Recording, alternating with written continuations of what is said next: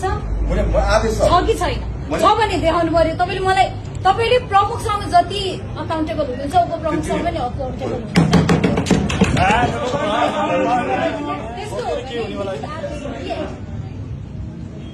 मलाई चाहिँ लिखित आदेश छ होइन? तपाईँले यहाँ यति धेरै जनप्रतिनिधि तपाईँको साथीहरू सबैजनालाई मैले लिखित आदेश छ कि छैन? लिखित आदेश छैन भन्ने छैन। कतिपय कुरा चाहिँ यहाँ भन्ने विषय पनि होइन।